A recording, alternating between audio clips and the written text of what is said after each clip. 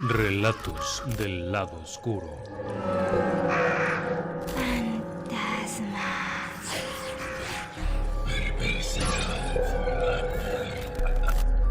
Relatos del lado oscuro.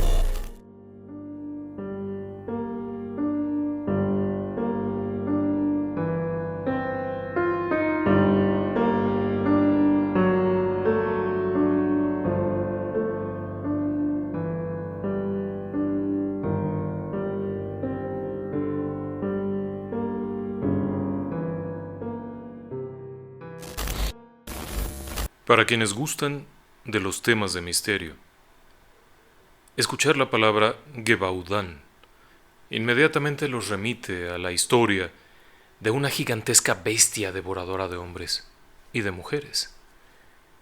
Y es que es una historia muy atractiva. Además de ser una historia que involucró a muchas personas, a muchos testigos, cazadores, militares, autoridades, medios de la época. Es una historia impresionante. Déjeme que me remita un poco atrás en el tiempo y en el espacio.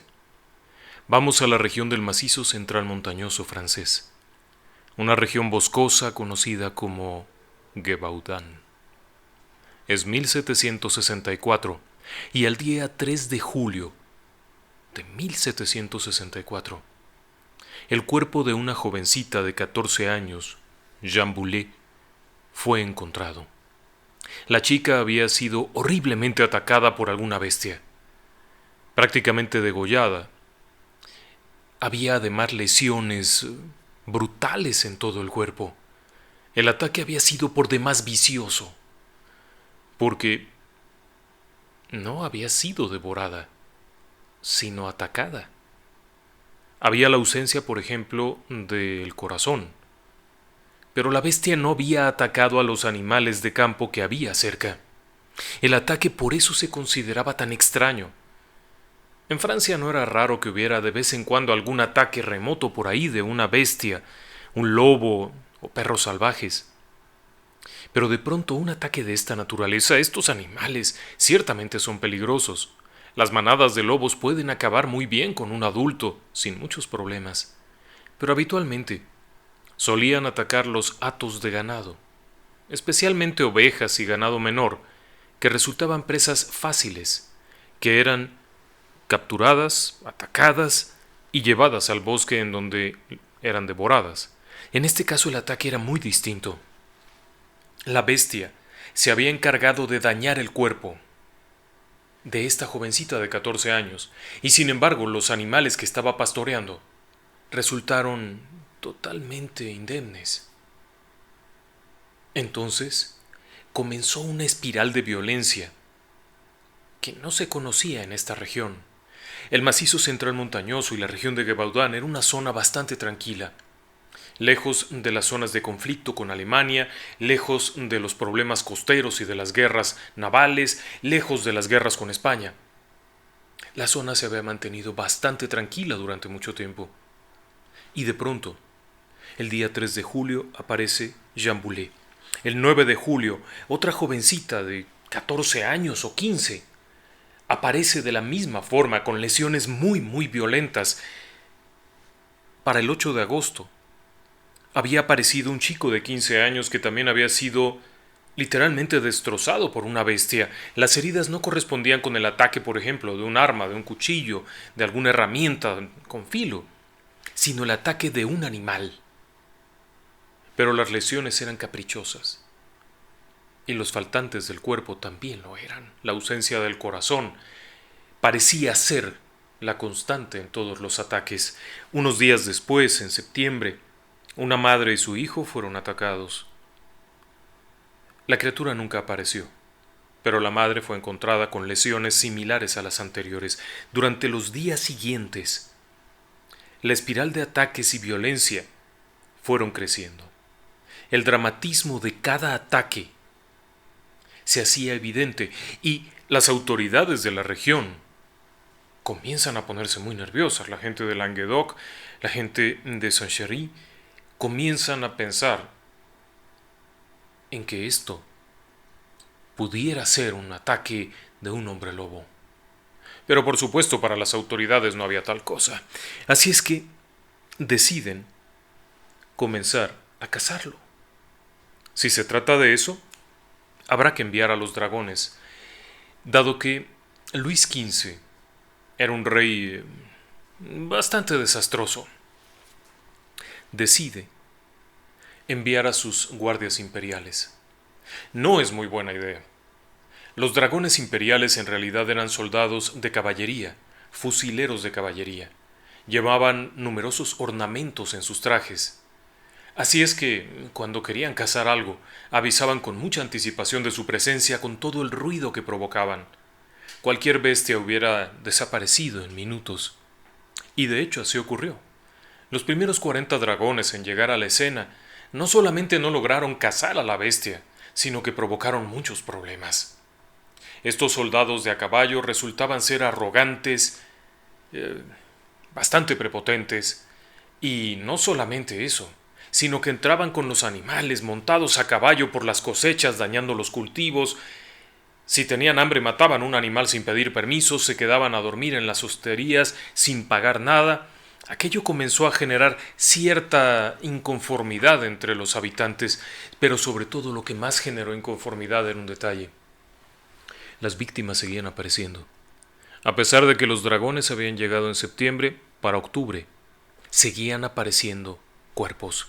El 1 de octubre, una niña de 12 años. Su cuerpo había sido terriblemente dañado. Había sido sustraída prácticamente de la puerta de su casa, en la zona de Saint-Chély de Apcher. El cuerpo fue encontrado muy cerca, en una zona en la que había muchas personas, lo que revelaba una desfachatez inusual. Para los cazadores de lobos, aquello no era un lobo. Los lobos suelen ser reacios al contacto con los seres humanos. Así es que habitualmente cazan en momentos de oscuridad, en momentos en los que no hay humanos cerca.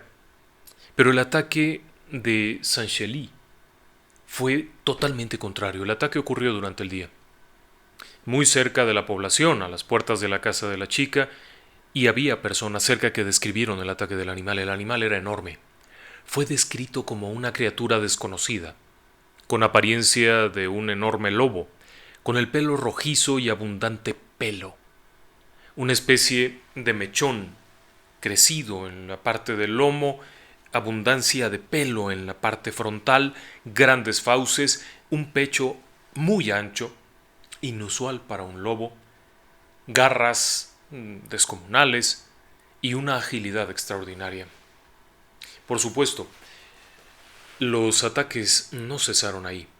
Días después, para el 7 de octubre, 2 niñas más estaban muertas. Las condiciones muy similares. Los ataques habían sido diurnos. Las batidas de la Guardia Imperial, de los dragones imperiales, no parecían tener el más mínimo efecto. Lo único que hacían era enojar a la gente porque no funcionaban, dañaban, y comenzó a haber algunos contratiempos en cuanto a pleitos con los dragones, problemas internos. Esto motivó a que se alejaran un poco.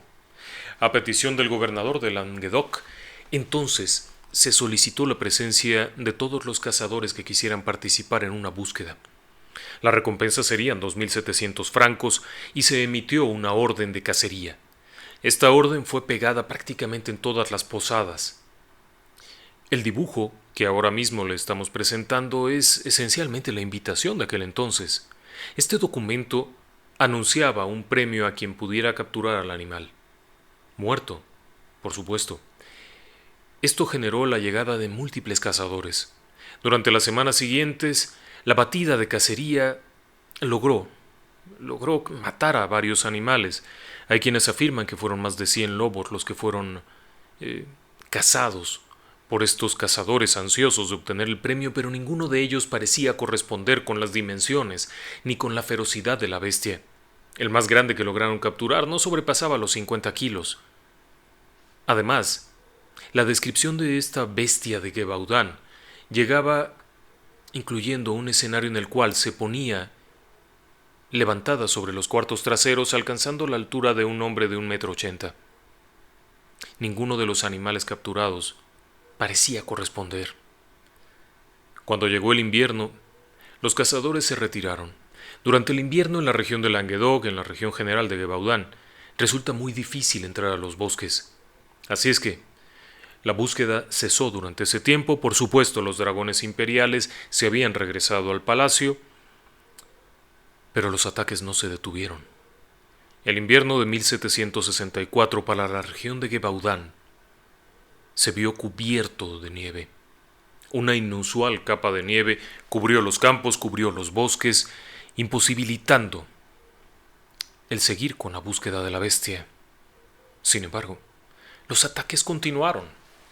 El 12 de enero de 1765, varios aldeanos tuvieron que enfrentar a la bestia durante el día. Un niño que iba caminando fue atacado por la bestia. Afortunadamente, un grupo de aldeanos que estaba ahí lograron asistirlo y repeler el ataque. Múltiples testigos vieron al enorme animal, cómo a plena luz del día atacaba, y a pesar de que lo intentaban alejar utilizando picas, garrotes, piedras y todo lo que podían, la bestia continuaba intentando llegar y sustraer al niño. La batida de búsqueda posterior no funcionó realmente. Pocos días después, otros cuerpos de niños fueron encontrados. Se dio la orden por parte de las autoridades de que ningún niño, niña o persona de baja estatura y de complexión ligera estuviera solo en los campos. ¿Por qué era la bestia tan cruel y solamente atacaba niños? Por una razón muy lógica. La gran mayoría de los pastores que cuidaban las ovejas eran niños. Los niños eran quienes tenían la misión de cuidar el ganado familiar. Así es que eran las presas obvias. Pero también ofrecían una presa segura. Un adulto armado con una lanza o quizá con una pistola o un mosquetón sería un adversario. Aunque en realidad no. Durante los días siguientes hubo una serie de escenarios muy raros. Cuando se dieron estas persecuciones dentro de la región y seguían apareciendo cuerpos, se logra que para febrero llegara de nuevo el batallón de dragones imperiales, enviado directamente por el rey, pero no solo eso, sino un numeroso grupo de personas comenzaron a peinar los bosques. Se dice que para el 7 de febrero se habían reunido cerca de 20.000 hombres armados. Los dragones imperiales se pusieron a las afueras del bosque, dispusieron una línea de tiro, una línea secundaria de tiro, y frente a ellos, para generar un fuego en diagonal, otro regimiento. O por lo menos otro grupo de soldados imperiales. Los 20.000 hombres lograron expulsar numerosos animales que iban saliendo del macizo boscoso y eran cazados. Y de pronto, ante la mirada de todos estos soldados, del jefe del coto real de caza, Monsieur Antoine, y de numerosos otros testigos, la bestia salió del bosque. El animal fue descrito como gigantesco, con mechones de pelaje rojo que básicamente cubrían la espalda, estos mechones extraños, a pesar de los múltiples disparos hechos por los fusileros reales. Es decir, los dragones imperiales eran fusileros, eran soldados que llevaban consigo fusiles en sus caballos. Y a pesar de esto y de tener la certeza de haber disparado y acertado contra el animal no se detuvo y siguió corriendo y escapó de los cazadores. Ahora entiende por qué le digo que realmente no importaba si se enfrentaba con un adulto o con un hombre armado o con lo que fuera, porque la bestia tenía la capacidad de escapar. El único incidente que se cuenta en donde la bestia fue herida de gravedad fue en un enfrentamiento con una jovencita. Actualmente en la región existe una hermosa estatua que representa a la jovencita con una lanza hiriendo a la bestia. El incidente fue descrito por el propio párroco, quien recibió la queja directa de la joven. La joven fue atacada por la bestia, pero para su buena suerte llevaba una lanza de madera improvisada. Se dice que era madera de enebro.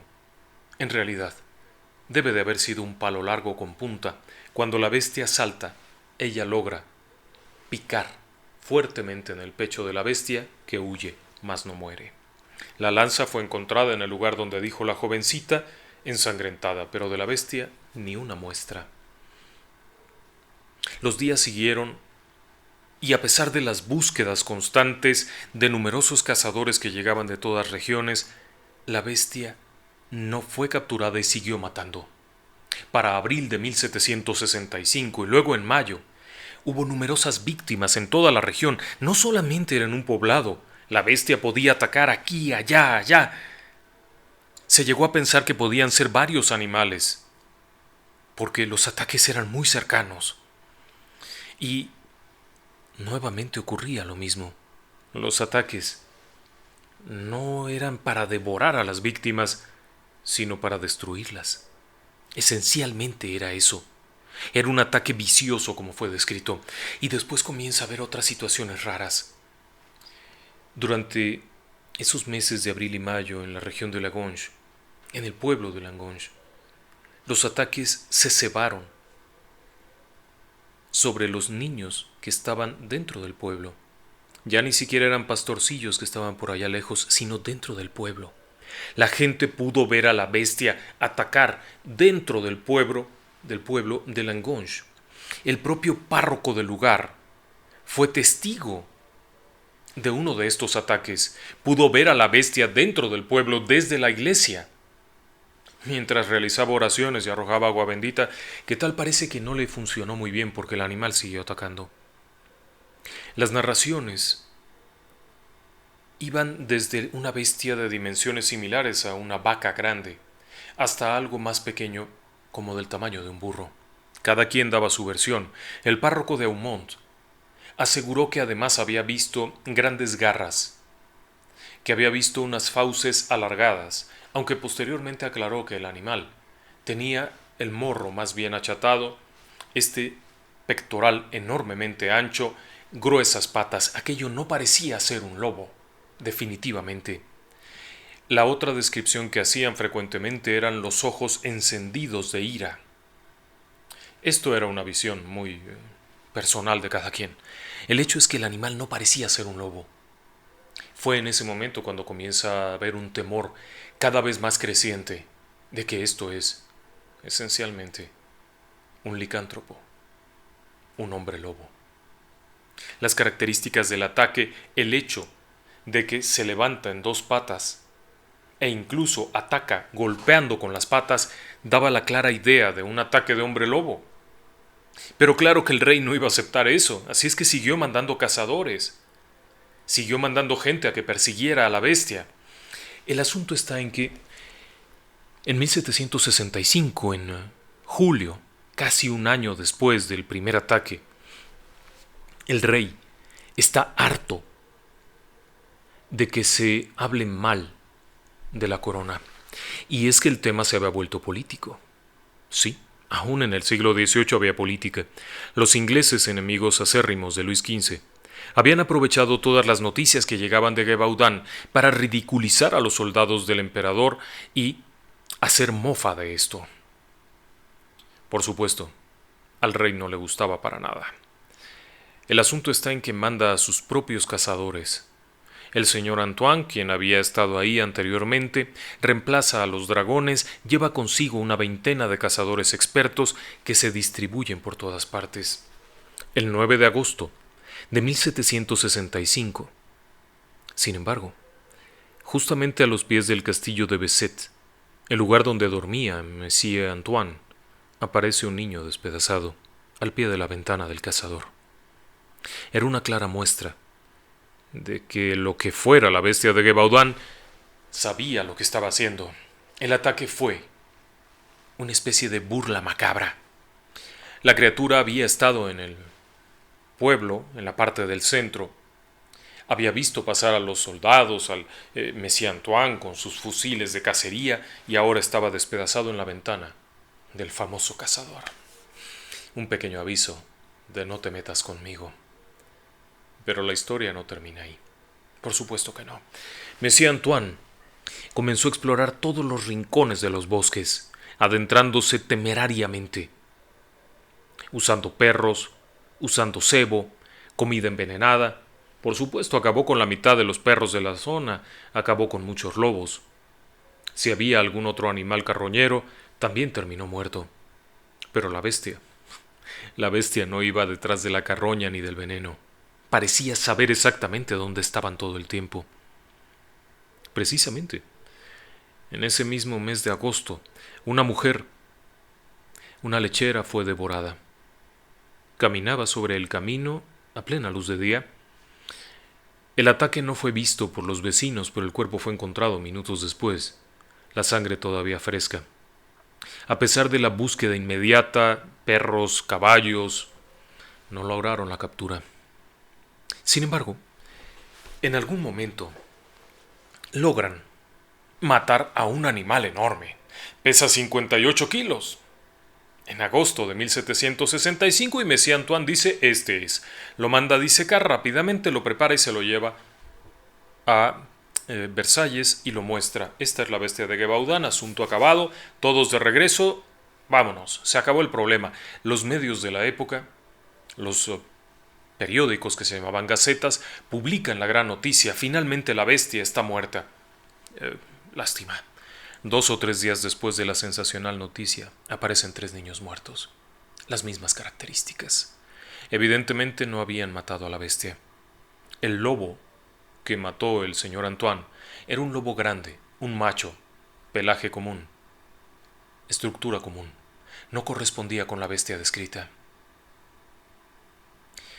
Un buen día, durante una nueva búsqueda, los cazadores se topan con un ermitaño. Es un sujeto que vive en el bosque, en una pequeña cabaña. Es un tipo de apariencia muy fea. Está deforme, es solitario, está contrahecho. Este sujeto había sido soldado en alguna época y los moros lo habían capturado en África.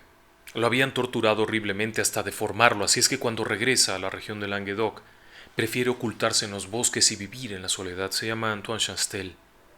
Antoine Chastel es un hombre relativamente joven. Está oculto allí en los bosques, en su cabaña, y cuando llega uno de los cazadores y quiere hablar con él, Antoine, en un arranque extraño, lo ataca e intenta morderlo. El jefe de cazadores logra someterlo y lo llevan preso. Evidentemente lo torturan para que confiese, pero Antoine no confiesa nada. Durante los días que está detenido, sin embargo, los ataques cesan. Deja de haber niños muertos. Evidentemente para las autoridades de Languedoc y de la región de Gévaudan, este era el asesino, este era el hombre lobo. Se rumoraba que este tipo solitario era un hombre lobo, así es que lo mantienen preso. Pero, un buen día, no hay un caso real detrás de este sujeto. Además, había sido un soldado condecorado. Era un pobre diablo que vivía en soledad. Terminan por liberarlo. 2 días después, aparece un niño muerto. Para el 9 de septiembre, una muchacha. El 13 de septiembre, una niña de 12 años. Y comienzan a ocurrir nuevamente asesinatos terribles. Una chiquilla desaparece y lo único que aparece es un pedazo de la cofia que llevaba puesta. Otra, aparece el cuerpo pero no aparece la cabeza. Los ataques son nuevamente violentos y son muchos. Durante los meses siguientes, los ataques se van diversificando. Nuevamente regresan los cazadores, nuevamente regresa Messier Antoine, que muy apenado tiene que reconocer que no mató a la bestia, y las autoridades de Languedoc están terriblemente preocupadas porque apenas soltaron a Antoine Chastel, los ataques se reanudaron. Esto siguió durante algún tiempo. Para julio de 1767, de nueva cuenta los cazadores están en el bosque. Un nutrido grupo de hombres se adentran en búsqueda de la bestia. Entre ellos se encuentra un sujeto peculiar. Es un hombre mayor. Su nombre, Jean Chastel. Efectivamente, es el padre de Antoine. Es un hombre ya mayor. Jean Chastel, según se cuenta, en un cierto momento mientras los demás cazadores avanzan, se aparta un poco a un pequeño claro del bosque. busca una roca en la que se sienta, toma su fusil, su mosquetón, al cual le saca la bala, la pólvora y todo esto, y lo vuelve a cargar utilizando una única bala de plata. Eran fusiles de avancarga, es decir, se les colocaba la pólvora, se metía una varilla con la que se apisonaba, se colocaba la bala, se golpeaba un poco, se colocaba un cebo, se aprisionaba y se preparaba el rifle. Para tal efecto utilizó una bala de plata que él mismo había confeccionado. Dejando a un lado el fusil, toma su libro de oraciones y comienza a hacer oraciones. Por lo menos es lo que la gente creía, que era un misal o un libro de oraciones, un Nuevo Testamento, alguna cosa. Cuando termina de leer, cierra el pequeño libro, lo guarda en su bolsillo, toma el rifle que está junto a él, jala el percutor, levanta la mirada, apunta y dispara porque la bestia está justo enfrente, a punto de atacarlo. El disparo es certero, golpea en el pecho de la bestia, que cae herida de muerte sangrando profusamente. De ahí no se levantaría. Jean Chastel llama a los demás que llegan y certifican que es la bestia. No hay duda alguna, el pelaje, la forma y una peculiaridad extraña es que tiene una quinta garra. No es un lobo. La apariencia no es la de un lobo. Es otra cosa muy extraña. El animal sería enviado con un taxidermista local para que lo disecara. Es verano. El taxidermista es un taxidermista de pueblo, por lo que la enorme bestia, de más de 60 o quizá hasta 80 kilos, termina por descomponerse horriblemente y para cuando llega a Versalles está totalmente descompuesto. El olor es insufrible, por lo que el rey ni siquiera ve el cadáver, ordena que sea quemado y destruido. Y no, de hecho, no era Antoine Chastel. El hijo de Jean Chastel apareció unos días después, simplemente caminando por el pueblo. Los ataques cesaron inmediatamente, no volvió a haber un solo ataque en la región. El viejo Jean Chastel recibió la recompensa, recibió el reconocimiento de la gente y desapareció. Lo que pocos saben en realidad es que tanto Antoine, el hijo, como Jean Chastel, pertenecían a una antigua logia. Oh, sí, es un dato que muy poca gente conoce. Pertenecían a los Gorros Rojos, una especie de cofradía o logia que eran conocidos como los conductores de lobos. Estos hombres eran a veces considerados como brujos e incluso se creía que ellos mismos eran hombres lobo. Se les llamaba precisamente cuando había un ataque de hombre lobo. Eran cazadores. Su trabajo era eliminar hombres lobo. Jean Chastel, Antoine Chastel, eran benandantes.